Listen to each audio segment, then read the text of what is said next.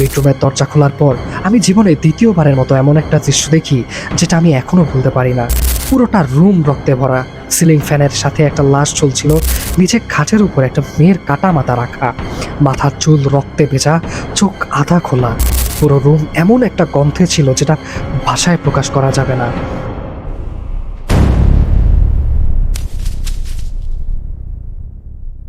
সবাইকে স্বাগতম করছি হন্টেড স্টুডিওর আরও একটি নতুন এপিসোডে। আশা করছি আপনারা সবাই ভালো আছেন। আমি ইব্রাহিম আছি আপনাদের সাথে। দারুণ একটি ঘটনা নিয়ে হাজির হয়েছে আজকের এপিসোডে। খুব অন্যরকম একটি ঘটনা আজকে আপনাদের পড়ে শোনাবো আমি। আমাদেরই একজন শ্রোতা এই ঘটনাটি আমাদেরকে পাঠিয়েছে কিছুদিন আগে। আশা করব এই ঘটনাটি আপনাদের সবার অনেক বেশি ভালো লাগবে। আপনারা যারা যেখান থেকে আমাদের হন্টেড স্টুডিও শুনছেন, কমেন্ট করে জানিয়ে দিন কেমন লাগছে আমাদের ঘটনাগুলি, কেমন লাগছে আমাদের এপিসোডগুলি, এবং আপনার জীবনেও যদি এই ধরনের ভৌতিক ঘটনা থেকে থাকে অবশ্যই আমাদেরকে ইমেল করুন। আপনার ঘটনা চাইলে আপনি ভিডিও রেকর্ড করেও পাঠিয়ে দিতে পারেন। আমি সরাসরি চলে যাব ঘটনায়, কারণ ঘটনাটা খুবই ইন্টারেস্টিং। আশা করব এই ঘটনাটি আপনাদের সবার অনেক বেশি পছন্দ হবে। তিনি যেভাবে লিখেছেন আমি ঠিক সেভাবেই ঘটনাটি পড়ে শোনাবো। আমি সরাসরি চলে যাচ্ছি ঘটনায়। আসসালামু আলাইকুম ইব্রাহিম ভাই, আমি রাফসান।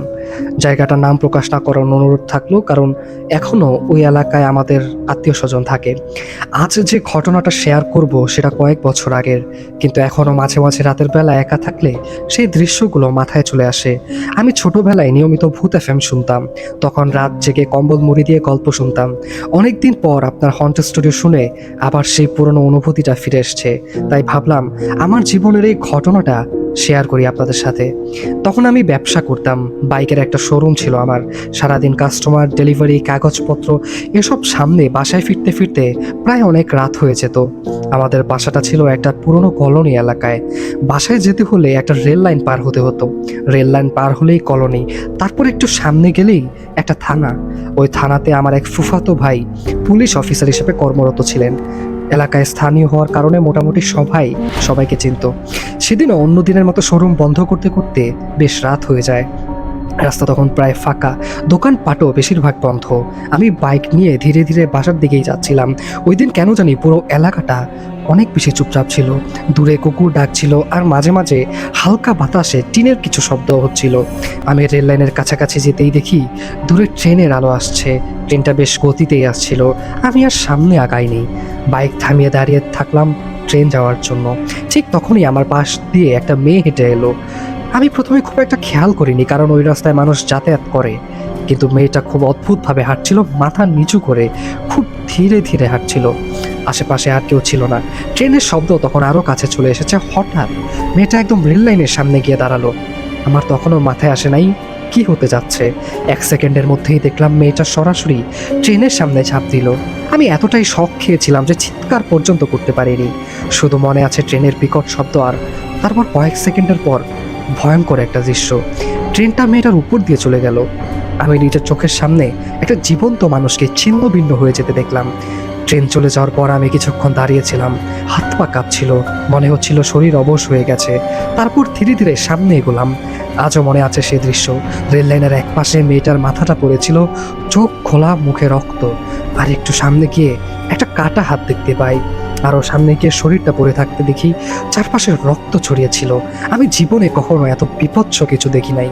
আমি তখনও আমার ফুফাতো ভাইকে কল দিই। উনি কিছুক্ষণের মধ্যেই লোকজন নিয়ে আসেন। পরে লাশ ময়না তদন্তের জন্য নিয়ে যাওয়া হয়। ওই রাতটার পর কয়েকদিন আমি স্বাভাবিক থাকতে পারিনি। চোখ বন্ধ করলেই সেই দৃশ্য মাথায় আসতো, রাতে ঘুম ভেঙে যেত। এর কিছুদিন পর আমাদের বাসায় একটা অদ্ভুত গন্ধ পাওয়া শুরু হয়। প্রথমে আমরা ভাবছিলাম হয়তো ট্রেনের সমস্যা, কিন্তু দিন যত যাচ্ছিল গন্ধটা তত বাড়ছিল। একটা পচা, ভারী, অসহ্য গন্ধ। এমন গন্ধ যে ঘরে বসে থাকা যেত না। পরে বুঝতে পারলাম গন্ধটা আমাদের নিচের ফ্ল্যাট থেকে এসছে। আমি আর আমার বড় ভাই নিচে গেলাম। গিয়ে দেখি ফ্ল্যাটে তালা মারা। পাশের ফ্ল্যাটের লোকজনও বের হয়ে আসে। তারা বলে তারাও কয়েকদিন ধরে নাকি এই গন্ধটা পাচ্ছে। বাড়িওয়ালাকে খবর দেওয়া হয়। বাড়িওয়ালা এসে বলে ভাড়াটিয়া নাকি গ্রামের বাড়ি গেছে অনেকদিন আগে, এখনো ফেরেনি, ভাড়াও দেয়নি। তখন সবাই দাঁড়িয়ে আলোচনা করছিল তালা ভাঙা ঠিক হবে কিনা, পরে কোনো ঝামেলা হবে কিনা, এইসব নিয়ে কথা হচ্ছিল। কিন্তু জানি না কেন আমার ভিতরে খুব খারাপ একটা অনুভূতি হচ্ছিল। মনে হচ্ছিল কিছু একটা ঠিক না। আমি তখন আমার ফুফাতো ভাইকে আবার কল দিই। উনি বাসায় এসে সিঁড়িতে দাঁড়িয়ে কিছুক্ষণ গন্ধটা নিলেন। তারপর খুব শান্ত একটা গলায় একটা কথা বললেন, যেটা শুনে আমার শরীরটা ঠান্ডা হয়ে গেল। উনি বললেন, এটা মরা মানুষের গন্ধ। তারপর সাথে সাথে থানা থেকে ফোর্স ডাকা হয়। কিছুক্ষণের মধ্যেই পুলিশ আসে, তালা ভাঙা হয়। আমিও তাদের সাথে ভিতরে ঢুকি। বাসার ড্রয়িং রুম একদম স্বাভাবিক ছিল, সব কিছু সুন্দর করে গোছানো। দেখে মনে হবে মানুষ বাসা লক করে কোথাও গেছে। কিন্তু গন্ধটা ভেতরে একটা বেডরুম থেকে আসছিল। যত সামনে যাচ্ছিলাম গন্ধ তত তীব্র হচ্ছিল, শ্বাস নিতে কষ্ট হচ্ছিল। আমার বড় ভাই বাইরে চলে যায়, কিন্তু আমি আর আমার ফুফাতো ভাই সামনে যাই। বেডরুমের দরজা খোলার পর আমি জীবনে দ্বিতীয়বারের মতো এমন একটা দৃশ্য দেখি যেটা আমি এখনো ভুলতে পারি না। পুরোটা রুম রক্তে ভরা। সিলিং ফ্যানের সাথে একটা লাশ ঝুলছিল, নিচে খাটের উপর একটা মেয়ের কাটা মাথা রাখা, মাথার চুল রক্তে ভেজা, চোখ আধা খোলা। পুরো রুম এমন একটা গন্ধে ছিল যেটা ভাষায় প্রকাশ করা যাবে না। আমি তখন এতটাই ভয় পেয়ে গিয়েছিলাম যে নড়তেও পারছিলাম না। এরপর ওয়াশরুমের দরজা খোলা হয়। ভেতরে রক্ত ছড়িয়েছিল, দেয়ালেও রক্তের দাগ। আমার ফুফাতো ভাই তখনই বলে ওঠে, এটা পুরোপুরি মার্ডার কেস।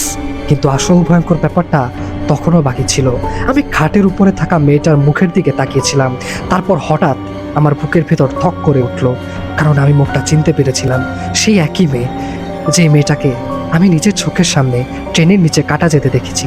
আমি এতটাই ভয় পেয়ে গিয়েছিলাম যে মনে হচ্ছিল পুরো শরীর পড়ে যাবে। আমি ফুফাতো ভাইকে বললাম, এটা কিভাবে সম্ভব? আমি তো নিজের চোখে দেখেছি মেয়েটা ট্রেনের নিচে ঝাঁপ দিয়েছে। তখন উনি আমাকে যেটা বললেন সেটা শুনে আমি পুরোপুরি ভেঙে পড়ি। উনি বললেন, সেদিন ময়নাতদন্তের জন্য মেয়েটার লাশ মর্গে না হয়েছিল ঠিকই, কিন্তু পরবর্তীতে নাকি লাশটা গায়েব হয়ে যায়। পুরো মর্গ খুঁজেও লাশটা খুঁজে পাওয়া যায়নি। মানে তার মানে সেদিন আসলে কোনো মেয়ে ট্রেনের সামনে ঝাঁপই দেয়নি। আমি যেটা দেখেছি সেটা তাহলে কি ছিল? আজও আমি এই প্রশ্নের উত্তর খুঁজে পাইনি। পরে তদন্তে জানা যায় মেয়েটার স্বামী তার পরকীয়ার ব্যাপারে জেনে ফেলে। এরপর বাসার ওয়াশরুমে তাকে জবাই করা হয়। পরে লাশ লুকানোর চেষ্টা করে এবং গ্রামে যাওয়ার কথা বলে তার স্বামী পালিয়ে যায়। পরে গ্রেপ্তার হওয়ার পর সব কিছু নিজের মুখেই স্বীকার করে তিনি। কিন্তু আমার প্রশ্নটা আজও রয়ে গেছে, আমি তাহলে সেদিন কি দেখেছিলাম? কেন আমি সেই মেয়েটার মৃত্যুর দশা নিজে চোখে দেখলাম? আর যদি সেটা সত্যি না হয়ে থাকে, তাহলে রেল লাইনের উপর পড়ে থাকা সেই মাথা, সেই কাটা হাত, সেই রক্ত, এগুলো কি ছিল? আজও মাঝরাতে ট্রেনের শব্দ শুনলে আমার সেই রাতটার কথা মনে পড়ে যায়। চোখের সামনে সেই দৃশ্য ভেসে ওঠে। জানি না গুছিয়ে লিখতে পেরেছি কিনা, তবে এটা আমার জীবনের বাস্তব একটা অভিজ্ঞতা। ঘটনা ভালো লাগলে হন্টেড স্টুডিওতে পড়ে শোনাবেন। এই ছিল ঘটনা, আমি ঘটনাটি পড়ে শোনালাম। আশা করবো এই ঘটনাটি আপনাদের সবার অনেক বেশি ভালো লেগেছে। অবশ্যই কমেন্ট করে জানাবেন, কারণ ঘটনাটি খুবই অন্যরকম একটি ঘটনা এবং খুবই অদ্ভুত একটা ঘটনা। আমি যখন ঘটনাটি পেয়েছিলাম, আমি স্তব্ধ হয়ে গিয়েছিলাম যখন আমি ঘটনাটা পড়ছিলাম অফেয়ারে। যাই হোক, আশা করছি এই এপিসোডটি আপনাদের সবার অনেক বেশি ভালো লেগেছে। আপনাদের কাছেও এই ধরনের ঘটনা থাকলে অবশ্যই আমাদেরকে ইমেল করে পাঠিয়ে দিন, আপনার ঘটনা আমি পড়ে শোনাবো। আজকের মতো এখানেই শেষ করছি। সবাই ভালো থাকুন, সুস্থ থাকুন এবং অবশ্যই হন্টেড স্টুডিওর সাথে থাকুন। আল্লাহ হাফেজ।